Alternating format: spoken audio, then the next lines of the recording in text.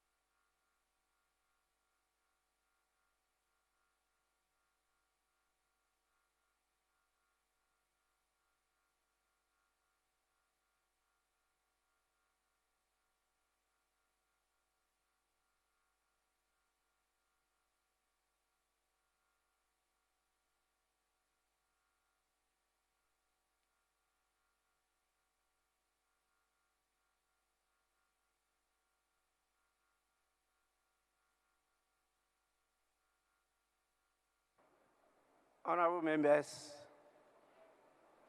let us pray.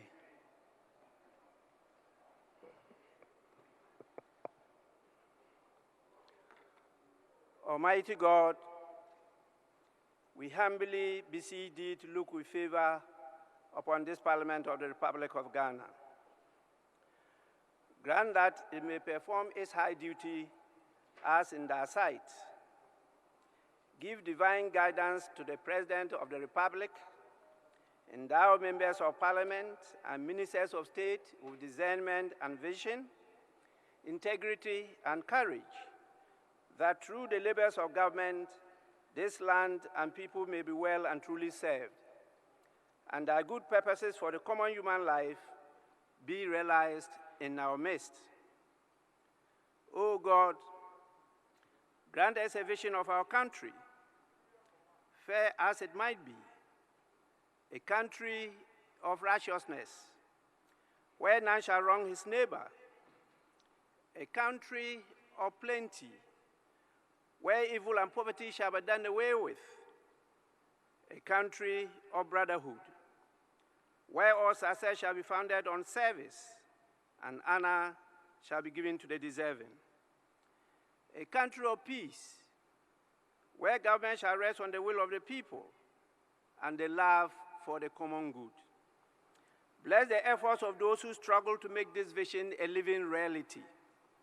Inspire and strengthen our people, that they may give time, thought, and sacrifice to speed the day of the coming beauty of Ghana and Africa. Amen.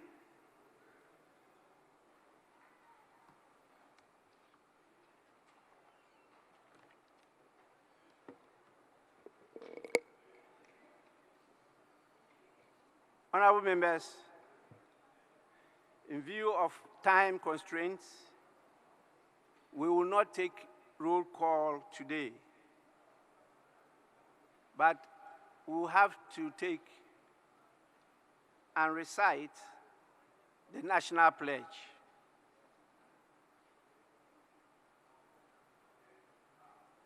Honorable members, pursuant to Order 69, we shall proceed to recite the national pledge.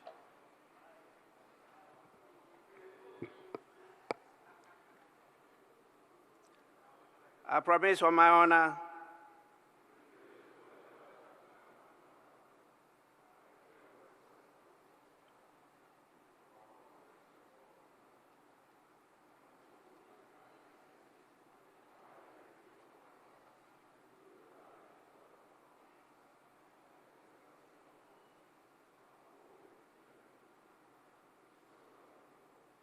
Thank you so much.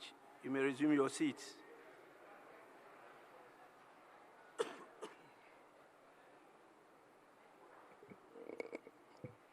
Honorable members, I have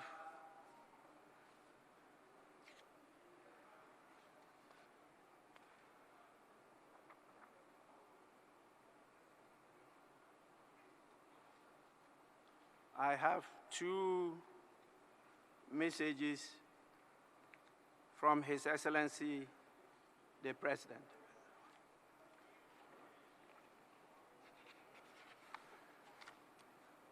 The first message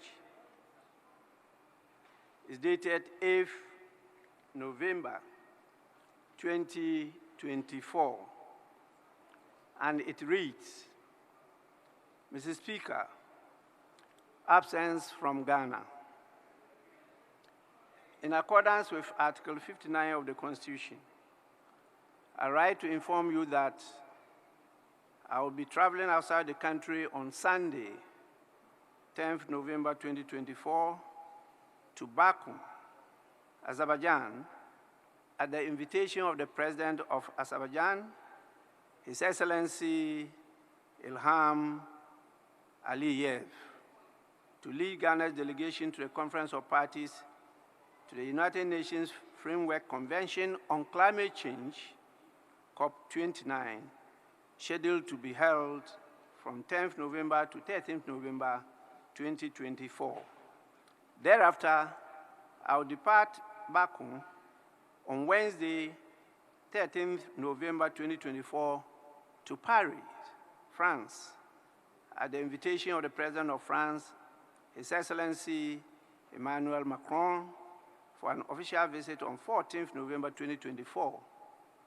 I will return to Ghana in the evening of Friday, 15th November 2024. During my absence, the Vice President, Alhaji Dr. Mahamudu Bawumia shall, in accordance with Article 68 of the Constitution, act in my stead. Yours sincerely, Nana Addo Dankwa Akufo-Addo. The second is dated 14th December 2024, and it also reads, Mr. Speaker, absence from Ghana. In accordance with Article 59 of the Constitution, I write to inform you that I'll be traveling outside the country today, Saturday, 14th December 2024, to Abuja, Nigeria, at the invitation of His Excellency Bola Ahmed Tinubu, President of the Federal Republic of Nigeria and current Chairman of the Authority of ECOWAS Heads of State and Government, to participate in the 66th Ordinary Session of the ECOWAS Authority of Heads of States and Governments, scheduled to be held on Sunday, 15th December 2024. I'll return to Ghana in the evening of the same day. During my absence, the Vice President, Alhaji Dr. Mahamudu Bawumia, shall, in accordance with Article 68 of the Constitution, act in my stead. Yours sincerely, Nana Addo Dankwa Akufo-Addo.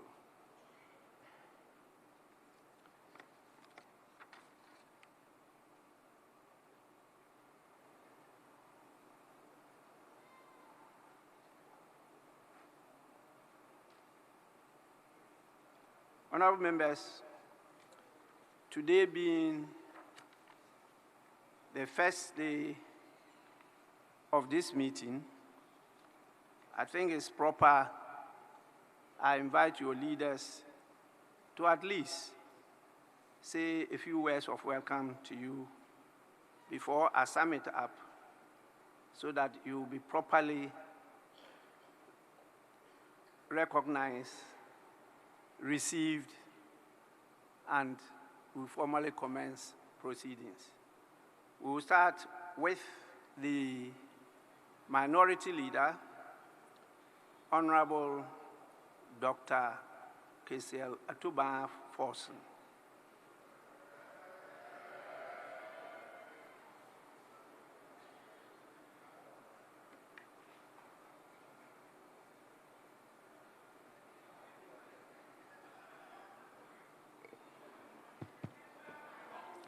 Right Honorable Speaker, I'm grateful for the opportunity to make a statement to welcome your good self, leadership, and all honorable members of Parliament back to this august House.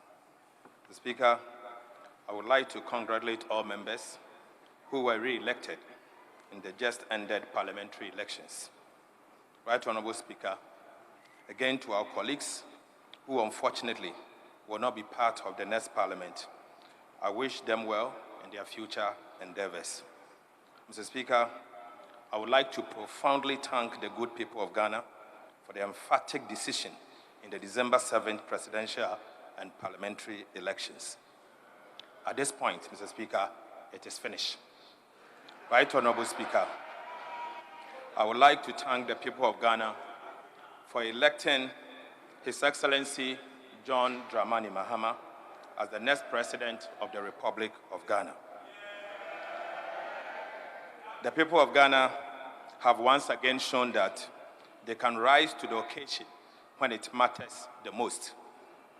May I, at this point, acknowledge the hard work of our present 137 NDC members of Parliament for their dedication to duty, which has resulted in the unprecedented number of MPs elect for the NDC party. Mr. Speaker, I'm proud to announce that we were able to snatch over 50 parliamentary seats from our colleagues at the divide. We took more than 50 parliamentary seats from the ruling NPP party. Mr. Speaker, we have clearly shown that it is possible to reduce the NPP majority to Nkokwan Katenkate. Indeed, Nkokwan Katenkate is possible. Right Honorable Speaker, the night Parliament will be unique and interesting. It would be a contest of ideas between the super NDC majority and the mini-micro NPP minority.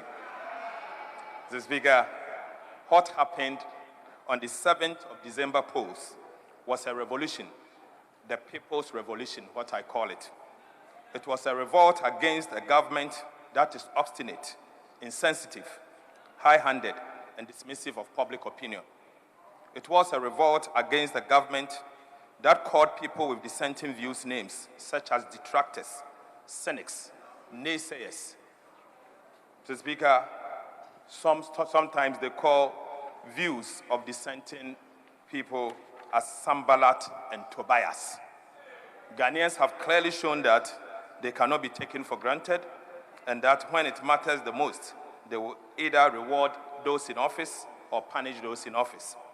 Right Honorable Speaker, it is obvious that MPP has been punished for its poor governance, economic mismanagement, obstinacy, greed, state capture, arrogance of power, impunity, disrespect, lawlessness, and persecution of political opponents. Mr. Speaker, the lesson is that what happened to the MPP and the outgoing government is that the political class cannot and should not take the people of Ghana for granted. This calls for introspection on the part of the political class. It is also a call for deep soul searching on the part of those in leadership who ought to have been heard when government engages in acts of impunity, lawlessness, and destruction. To my cherished NDC political party and the incoming government, may we never become like the Akufo-Addo Bawumia government. Right Honorable Speaker, we have to be different. We cannot be like the NPP government. We may be guided by the principles of integrity, probity, and accountability. Mr. Speaker, the time has come for us to do right by the people of Ghana at all times and to champion people-centered policies that genuinely benefit the voter and the ordinary Ghanaian, not the political class and its cronies. Right Honorable Speaker, indeed, it is finished.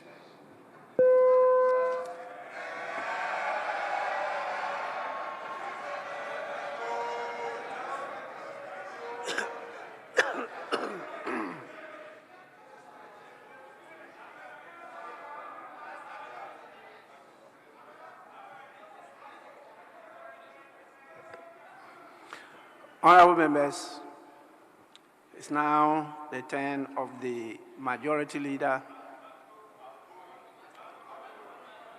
Honorable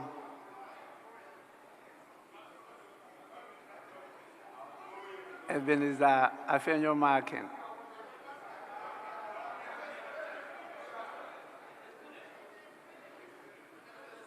You are still my son. It doesn't matter.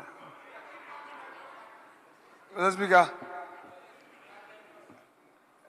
now is Alexander Ebenezer. Sorry, Alexander.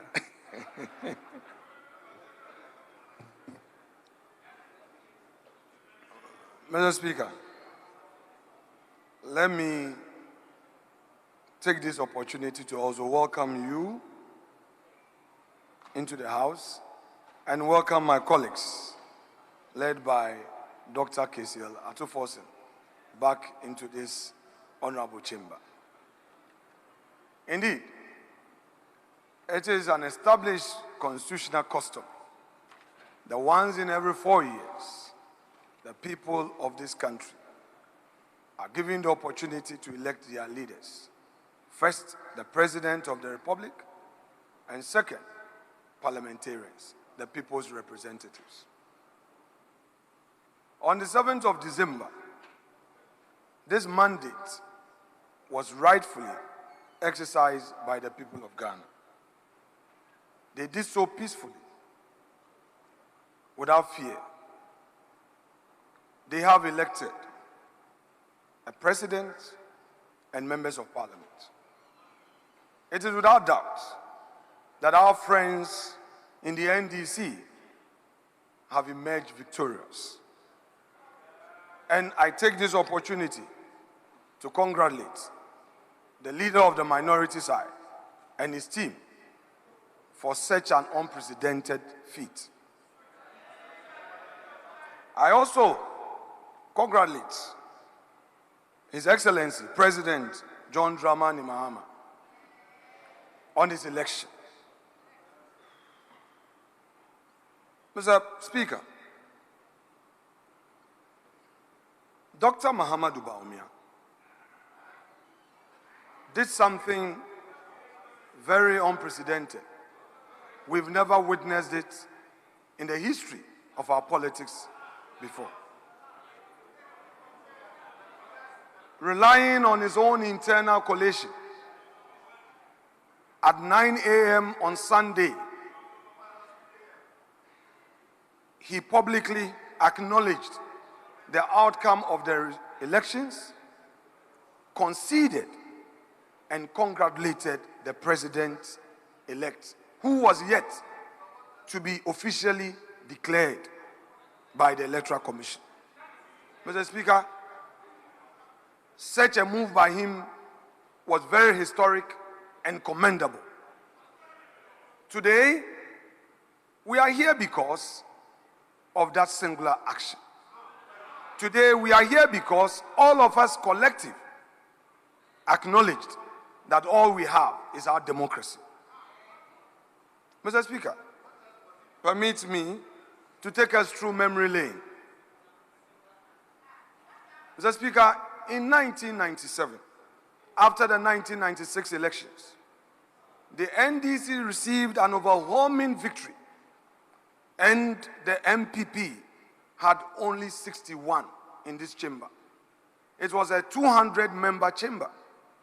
The NDC was only short of one seat to get the 2/3. But I am happy to say that that supposed mini-minority, micro-minority, as pronounced by Dr. Kesiel Atufosin, emerged victorious in less than, in just 4 years because of hard work. They turned the minority into a majority when it came to the 2000 elections. Mr. Speaker, again, in 2012,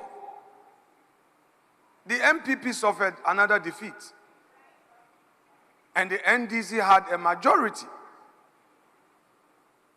In 2016, another historic feat was achieved by the NPP where we had overwhelming majority in this chamber of 169 seats.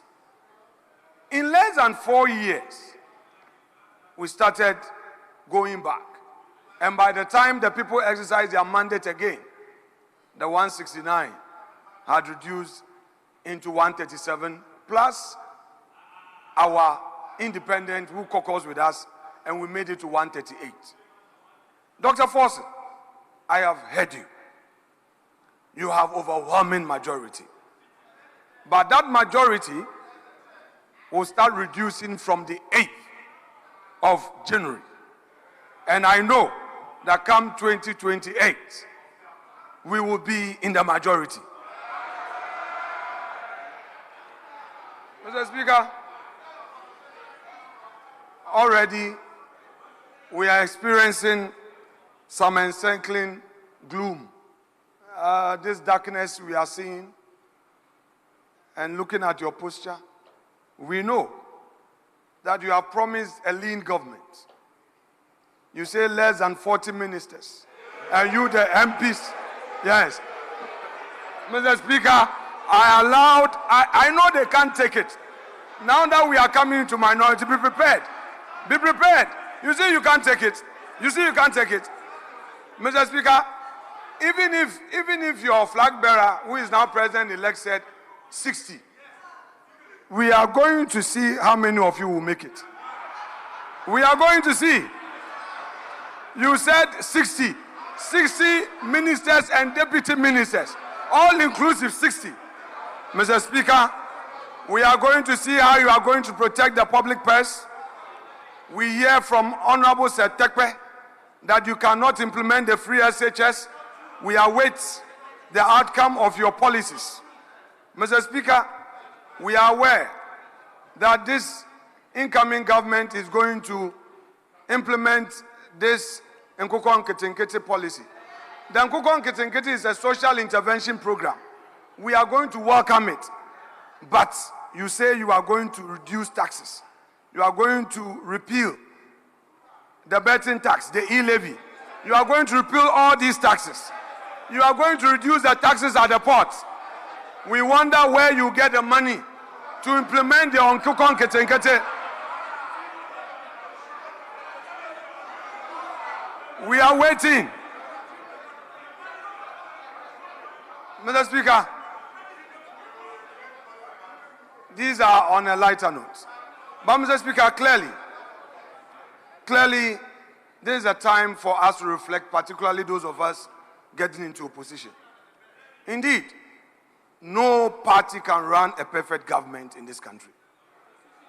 When you get into government, whilst you are happy to implement your policies, you are likely to make some mistakes. We concede that some mistakes were made. We concede that we couldn't have done everything perfect. The people have spoken. We've accepted it. But, Mr. Speaker, that if they decide